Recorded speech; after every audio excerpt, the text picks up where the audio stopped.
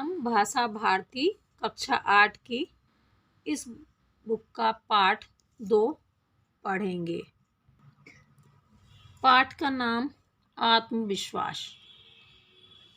हम पहले पाठ पढ़ लेते हैं।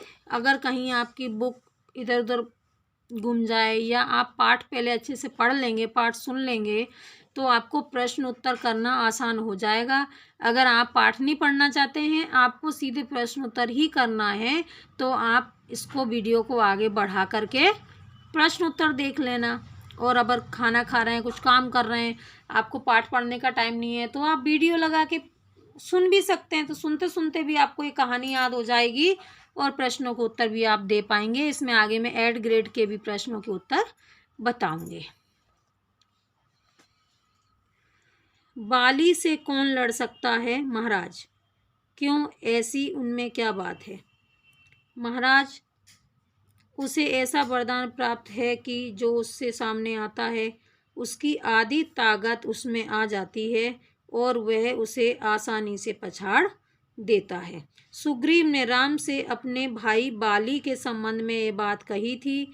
दूसरे की सामने वाले की आधी ताकत अपने में खींचने की शक्ति का जो वरदान बाली को प्राप्त था, वह हम सबको भी प्राप्त है। विडंबना है कि यह है कि हमने कभी उसका उपयोग नहीं किया है, इसलिए विरोधी हमें पीटते रहते हैं और हम उन पीटने को अनिवार्य समझकर पीटते रहते हैं। बात सच है।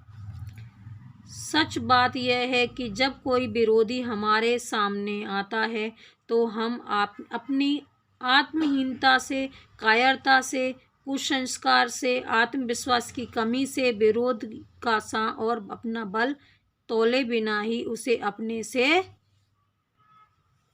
शक्तिशाली मान लेते हैं।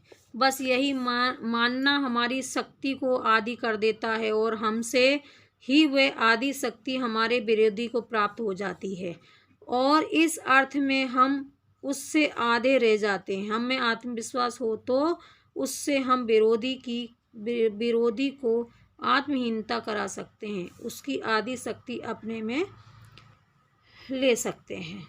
आत्मविश्वास की सबसे बड़ी दुश्मन है दुविधा। दुविधा एकाग्रता को नष्ट करती है। दुविधा पता है क्या होती है?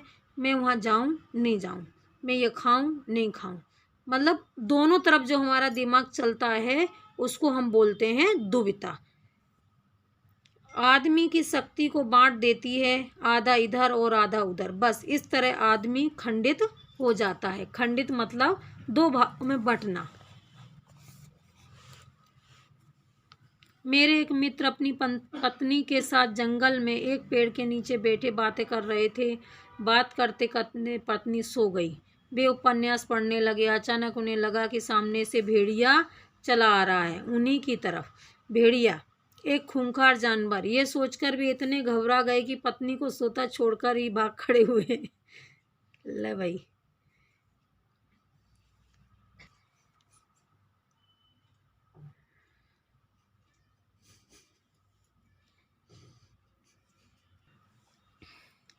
भाग्य से कुछ ही दूर उनको एक बंदूकधारी सज्जन मिल गए। वे उनके पैरों पर गिर पड़े।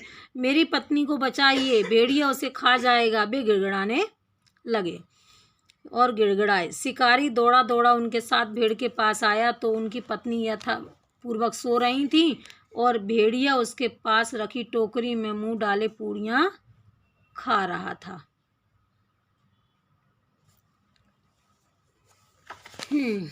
आगे क्या लिखा है देखते हैं। कहाँ है भेड़िया? शिकारी ने बंदूक साधते हुए पूछा। वे कांपते हुए बोले, वह है तो सामने। शिकारी बहुत जोर से हंसा। भले मानस, यह तो बेचारा कुत्ता है। क्या बात हुई कि भय ने इन्हें आत्मविश्वासहीन कर दिया। समझ गए? मतलब वो कुत्ते को भी भेड़िया समझ बैठे। कृष्ण ने महाभारत में सर्वोत्तम काम यही तो किया था कि पांडवों को उन्होंने आत्मविश्वास से भर दिया। वे अपने कार्य के महत्व को समझते थे, तभी तो पूरे आत्मविश्वास के साथ उन्होंने अर्जुन को कहा था, संयम मत रखकर, संशय मत कर, परेशान मत हो, युद्ध कर, तो निश्चित रूप युद्ध में अपने शत्रुओं पर विजय पाएगा।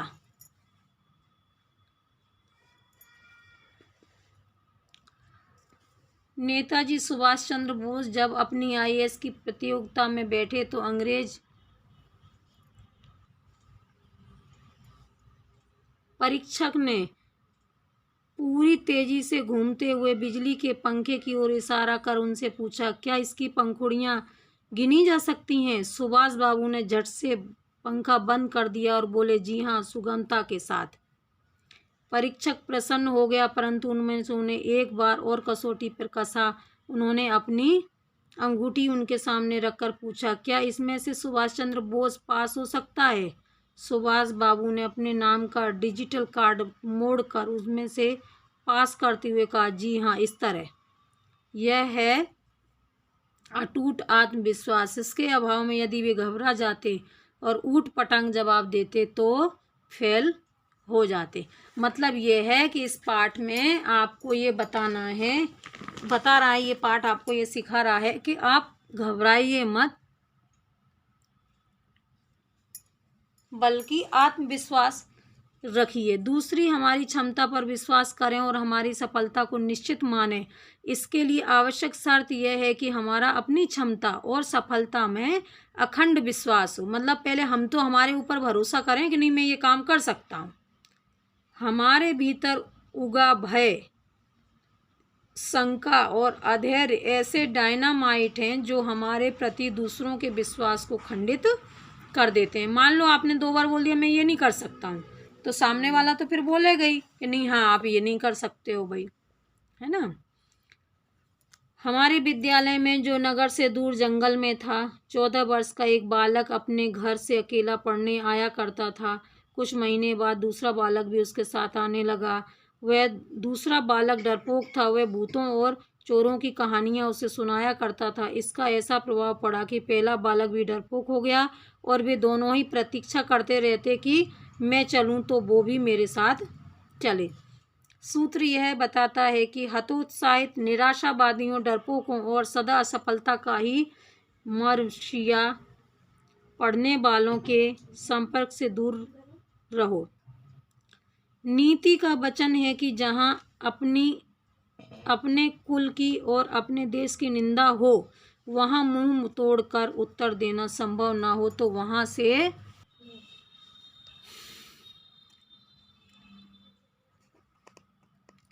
उठ जाना चाहिए। क्यों? क्योंकि इससे आत्मगौरव और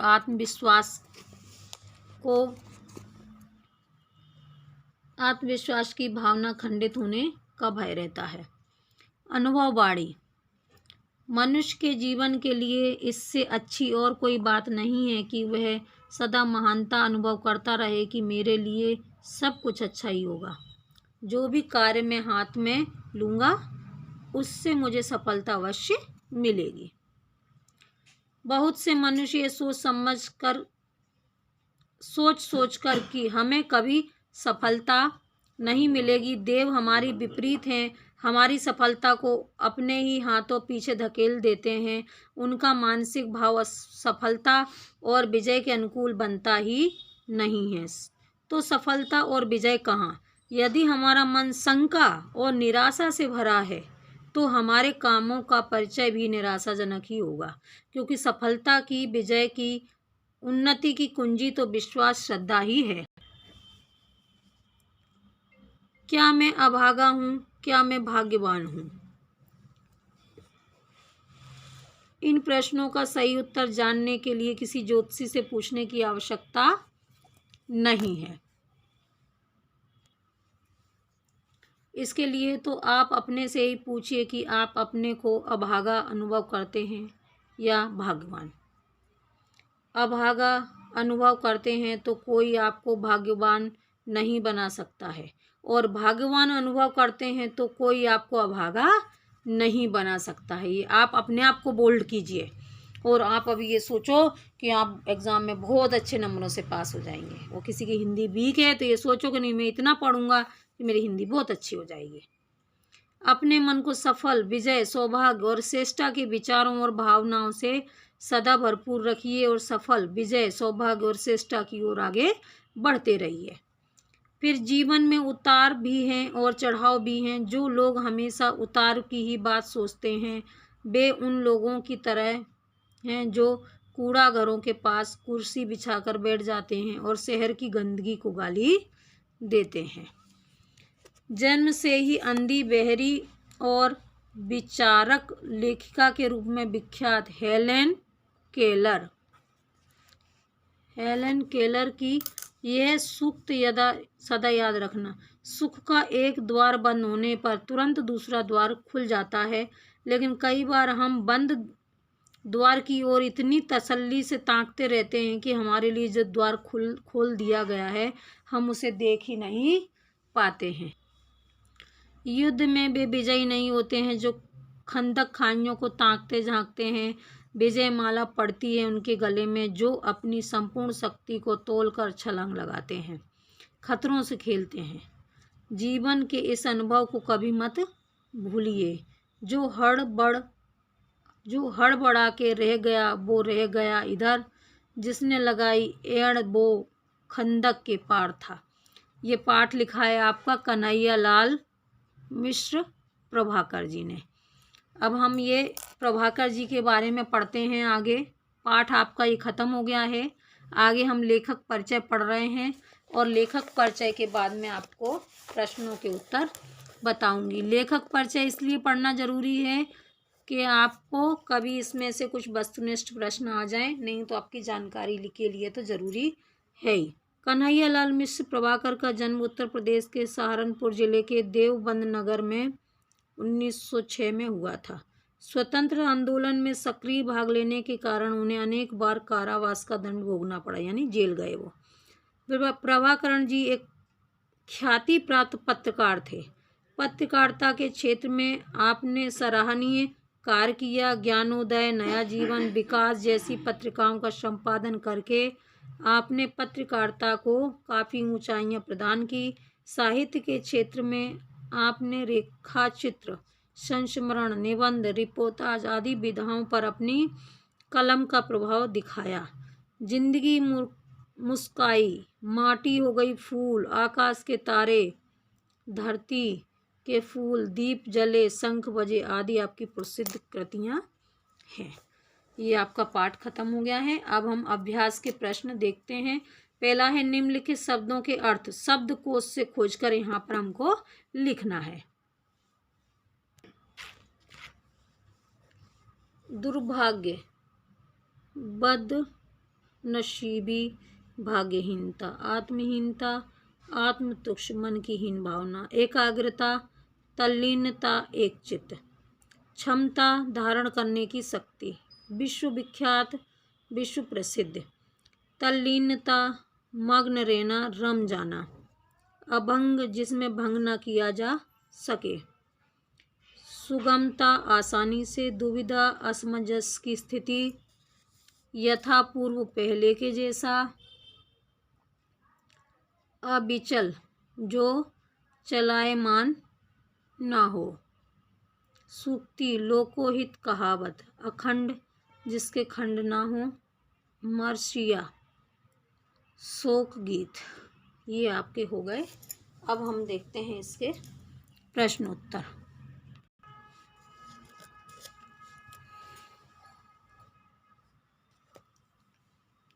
निम्नलिखित प्रश्नों के उत्तर संक्षेप में लिखिए। पहला है बाली को क्या वरदान प्राप्त था?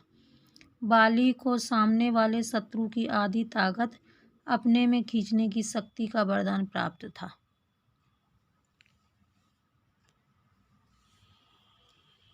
दूसरा है राम बाली के सामने आकर क्यों नहीं लड़ सके? बाली को ऐसा वरदान प्राप्त था कि जो उसके सामने आता था उसकी आधी ताकत बाली को प्राप्त हो जाती थी, इसीलिए राम बाली के सामने आकर नहीं लड़े। बाली को भगवान शंकर द्वारा दिए गए इस वरदान का भगवान राम ने भी सम्मान किया।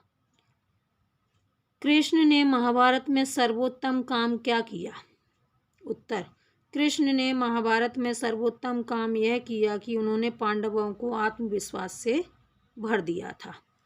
फिर तीसरा है निम्नलिखित प्रश्नों के उत्तर विस्तार से लिखिए। अभी तो ये जो तीनों प्रश्नों के उत्तर थे वो छोटे छोटे थे, अब आपके थोड़े बड़े हैं। सामने वाले की आधी ताकत अपने में खींच लेने की शक्ति हम में है, लेकिन ये किस तरीके से है ये बताना। बाली के समान हम सभी में सामने वालों की आधी ताकत अपने में खींच लेने की शक्ति है। यह शक्ति आत्मविश्वास की है, बस उसे पहचानने की आवश्यकता है। हमारी विडंबना यह है कि हम कभी उसका उपयोग नहीं करते हैं और हमारे विरोधी हमें पीटते रहते हैं और हम पिटने को अनिवार्य समझकर पिटते रहते हैं। अतः हमें अपने आत्मविश्वास को जागृत करके अपनी ताकत को पहचानना चाहिए और आत्मविश्वास रूपी ताकत से सामने वाले की आधी ताकत अपने में भर लेनी चाहिए। हमारा आत्मविश्वास ही हमारी असली ताकत है, जिसे देखकर सामने वाला आधी ताकत वैसे ही खो देता है।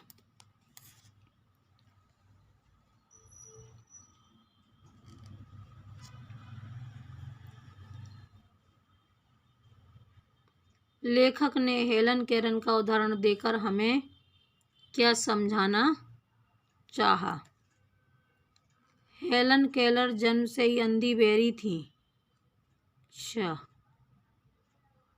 वह एक महान विचारक और लेखिका के रूप में विश्वविख्यात हैं। लेखक इनका उदाहरण देकर यह समझाना चाहते हैं कि अंधी बहरी होने के बावजूद उनमें अटूट आत्मविश्वास था और वे किसी भी परिस्थिति से नहीं घबराती थी और हमेशा कहती थी कि सुख का एक द्वार बंद होने पर दूसरा तुरंत खुल जाता है।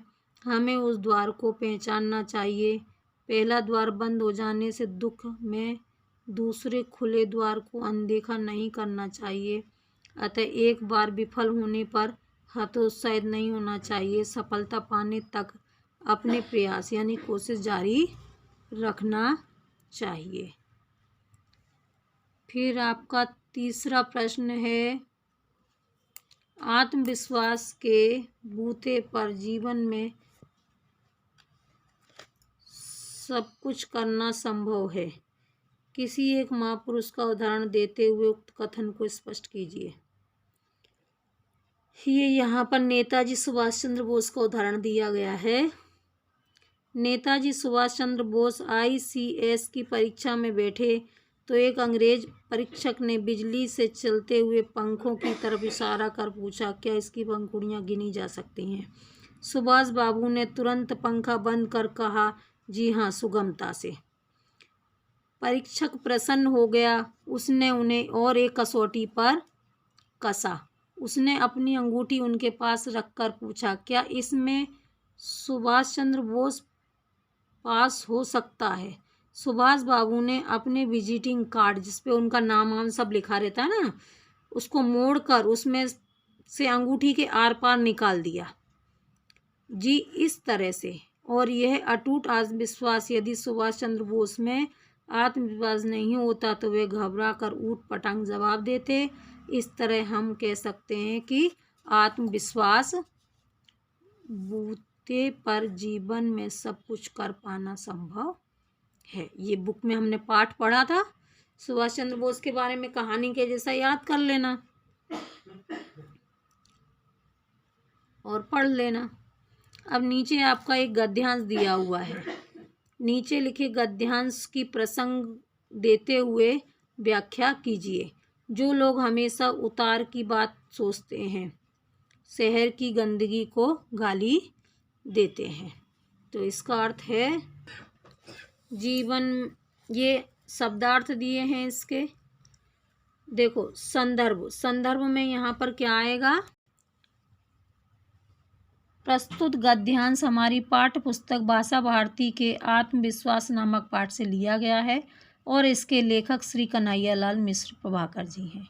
पिछले पाठ में भी मैंने आपको बताया था कि संदर्भ में हमेशा बुक का नाम क्या है? भाषा भारती। और पाठ का नाम क्या है? आत्मविश्वास। और लेखक कौन है? कन्हैयालाल जी। ये तीन चीज़ें संदर्भ में आती हैं। अब इसका प्रसंग,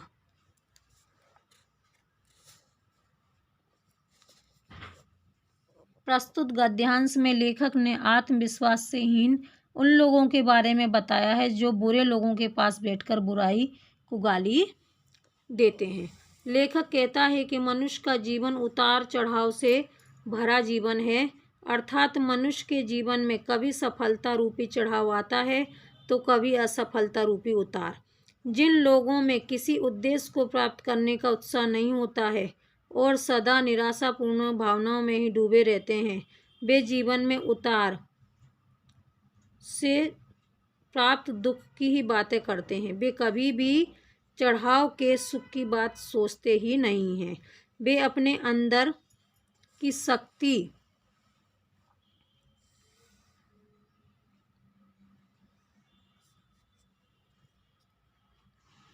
और जीवन के लक्ष्य के प्रति श्रद्धा समान मान बैठते हैं। वे कूड़ा घर के बाहर पड़े कूड़े के समान निम्न कोटि की विचारधारा से युक्त होते हैं।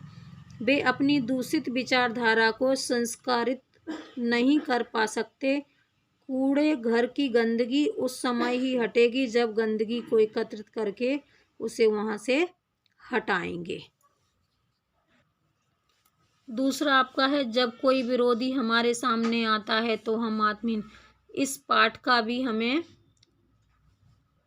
गद्यांश का अर्थ बताना है। इसके शब्दार्थ दिए हुए हैं, ये आप इसमें से पढ़ सकते हैं। संदर्भ पहले के जैसा ही रहेगा जो मैंने अभी आपको समझाया था। अब इसका प्रसंग में दिया हुआ है। प्रस्तुत गद्यांश में लेखक मनुष्य के अवगुणों का कमजोरों को दर्शाते हुए बताता है कि ये अवगुण मनुष्य पर किस तरह से प्रभावी हैं, अर्थात आत्मविश्वास की कमी के कारण मनुष्य विरोधी को अपनी अपेक्षा अधिक ताकतवर मान लेता है। व्याख्या।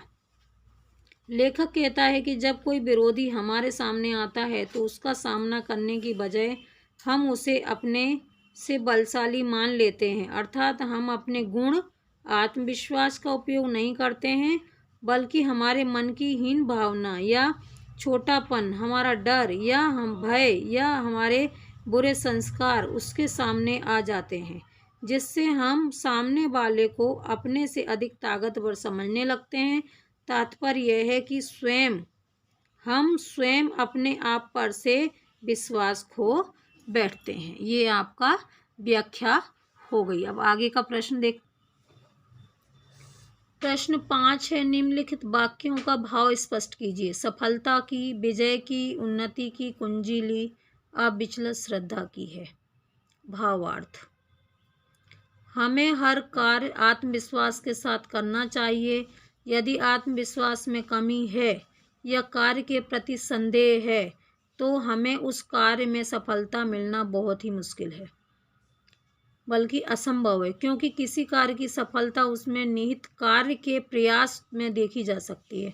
जीवन में सफलता की, विजय की और आगे बढ़ने का रास्ता उस कार्य के प्रति हमारे मन में अडिग अटूट श्रद्धा है। अतः किसी भी कार्य की सफलता उस कार्य के प्रति हमारी अटूट श्रद्धा पर निर्भर करती है। फिर आगे का प्रश्न है, हम अपनी सोच के कारण ही सफल और असफल होते हैं।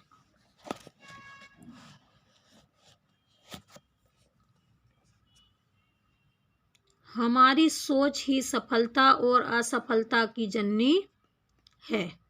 यदि हमारी सोच नकारात्मक है तो यह असफलता का परिचायक है, और यदि हमारी सोच सकारात्मक है तो निश्चय ही हमें सफलता मिलेगी। फिर हम में आत्मविश्वास हो तो हम विरोधी को आत्महीन कर सकते हैं। भावार्थ इसका, आत्मविश्वास की कमी के कारण ही हम अपने विरोधी को शक्तिशाली मान लेते हैं और यही भावना हमारी शक्ति को आधा कर देती है।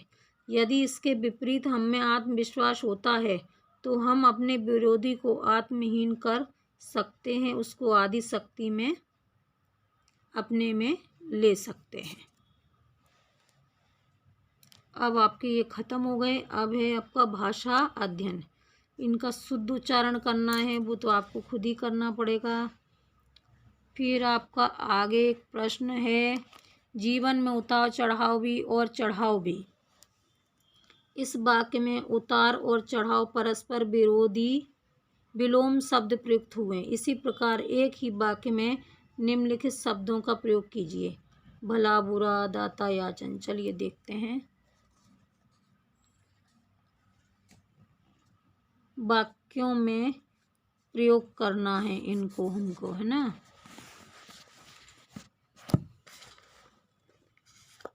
अब ये जो वाक्य है भला बुरा, ये इस लाइन में आना चाहिए। मनुष्य के भले और बुरे की पहचान विपत्ति काल में ही होती है। ये इसका वाक्य में प्रयोग हो गया। दाता याचक, ईश्वर दाता है और सभी भक्त याचक हैं। फिर सपूत कपूत, राम गोपाल के दो बेटे हैं, एक सपूत है और दूसरा कपूत है। फिर निश्चित अनिश्चित, ट्रेन निश्चित समय पर आने वाली थी परंतु देरी के कारण उनका समय अनिश्चित हो गया। भाग्यवान और भाग्यहीन, भाग्यवान या भाग्यहीन होना अपने कर्मों पर निर्भर करता है। पाप और पुण्य, पाप करने वाले व्यक्ति गंगा स्नान करके पुण्य कमा लेते हैं। फिर सुख और दुख, सुख दुख जीवन के दो पहलू हैं। फिर प्रश्न नंबर 3 है, निम्नलिखित शब्दों के स्थान पर ही हिंदी मानक लिखिए।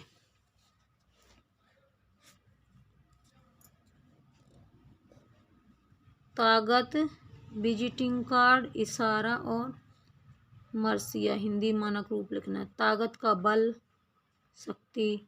विजिटिंग कार्ड का पहचान पत्र। इशारे का संकेत। मर्सिया का शोक गीत। फिर प्रश्न नंबर आपका 4 है, निम्नलिखित शब्दों में प्रयुक्त प्रत्यय और उपसर्ग पहचान करके उनको अलग करना है इन शब्दों के। तो तल्लीन, तल्लीन में उपसर्ग क्या है? तत्। ठीक है, लीन में जोड़ दिया तो तल्लीन हो गया। ये अलग कर दिए, दुर प्लस भाग्य, दुर्भाग्य हो गया। और अभागा तो अभागा हो गया। अब प्रत्यय, प्रत्यय पीछे लगते हैं और उपसर्ग आगे लगते हैं। शक्तिशाली, शक्तिशाली। कायर प्लस ता, ये अलग हो गए। कायरता, एकाग्रता। खंड धन इत, खंडित, ये हो गया आपका।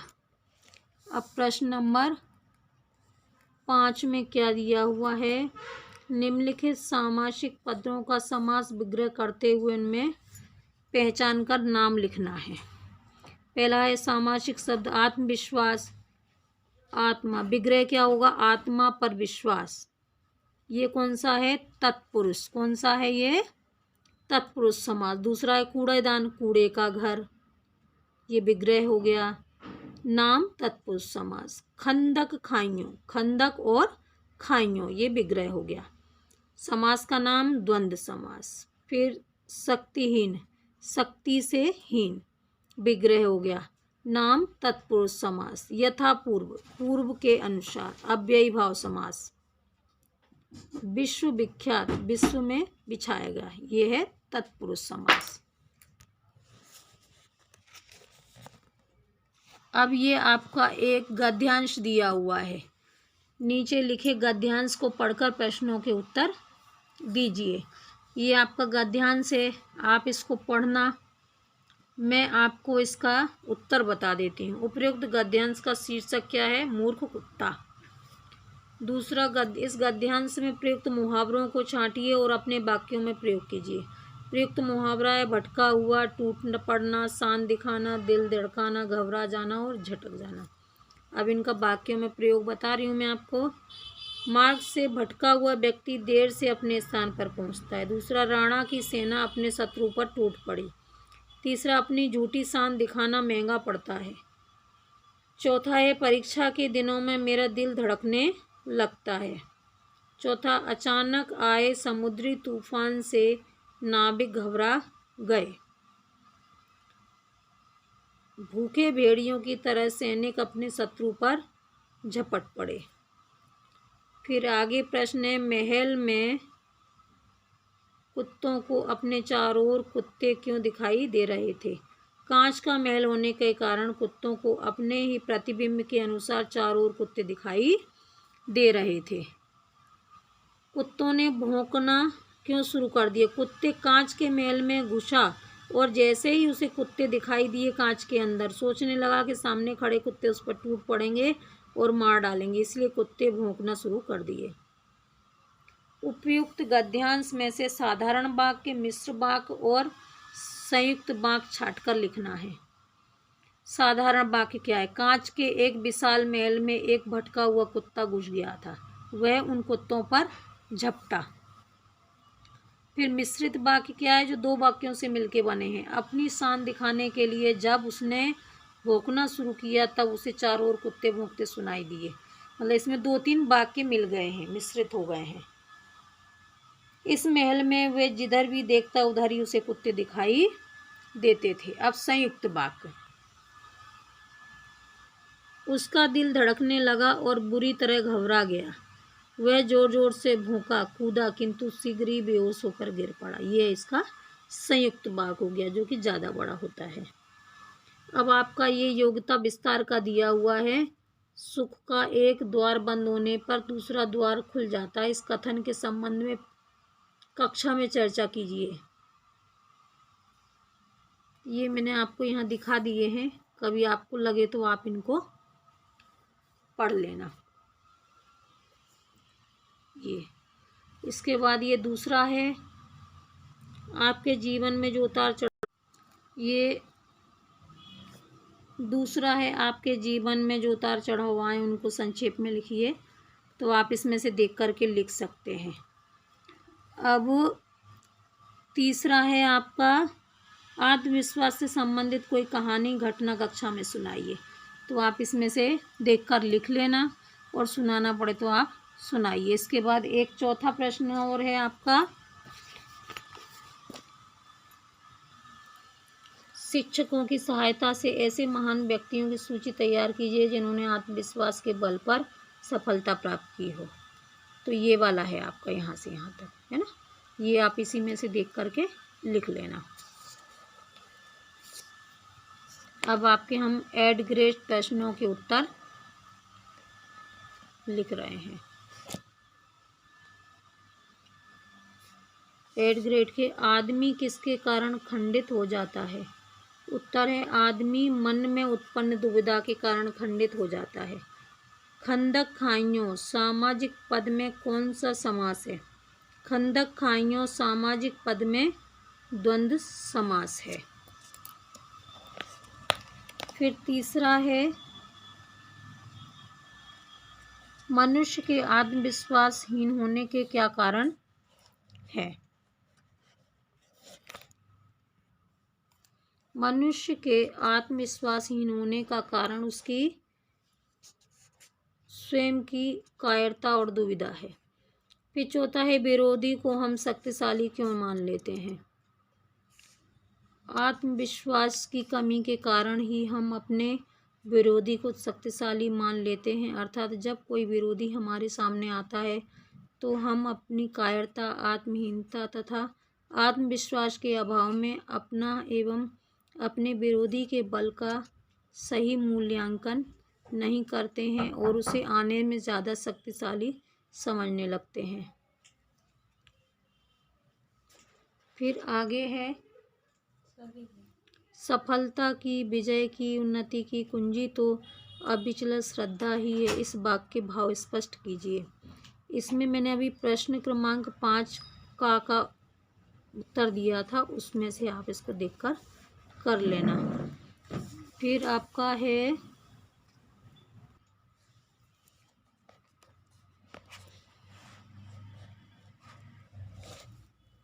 प्रश्न आपका, आत्मविश्वास पाठ के लेखक के मित्र के गुणों पर प्रकाश डालते हुए बताइए कि हमें इससे क्या शिक्षा लेनी चाहिए। आत्मविश्वास पाठ के लेखक के मित्र किसी भी भयपूर्ण परिस्थिति में तुरंत घबरा जाते थे एक बार वे एक भेड़िए को देखकर भयभीत होकर घबरा गए कि जंगल में अपनी पत्नी को ही सोते हुए अकेला छोड़कर भाग आए। लेखक के मित्र से हमें यह शिक्षा लेनी चाहिए कि हमें कभी आत्मविश्वास नहीं खोना चाहिए। फिर आगे है, आत्मविश्वास के बूते पर जीवन में सब कुछ करना संभव है। आत्मविश्वास पाठ के आधार पर किसी महान व्यक्ति का उदाहरण देते हुए प्रश्न को पूरा कीजिए। ये आपका उत्तर, ये जो आपको गा वाला मैंने अभी पीछे बताया है, जहाँ किसी महापुरुष का उदाहरण देकर के स्पष्ट करने के लिए बोला है, नेताजी सुभाष चंद्र बोस वाला गा नंबर का, इसमें आपको उत्तर दिया है, ये आप पढ़ लेना। फिर ये राम बाली के सामने आकर क्यों नहीं लड़े, इसका भी अभ्यास का प्रश्न कम नंबर 2 का खा जो बताया था वही इसका उत्तर है। फिर सुभाष चंद्र बोस का प्रमुख चारित्रिक गुण क्या था, आत्मविश्वास पाठ के अनुसार कोई एक उदाहरण दीजिए। सुभाष चंद्र बोस का प्रमुख चरित्र गुण उनका अटूट आत्मविश्वास था। अब आत्मविश्वास के लिए आपको पहले भी बताया गया है, उसको आप पढ़ना कि किस तरीके से उन्होंने आईएएस की तैयारी जब कर रहे थे वो, और उन्होंने वो अधिकारी को, अंग्रेज को उत्तर दिया था।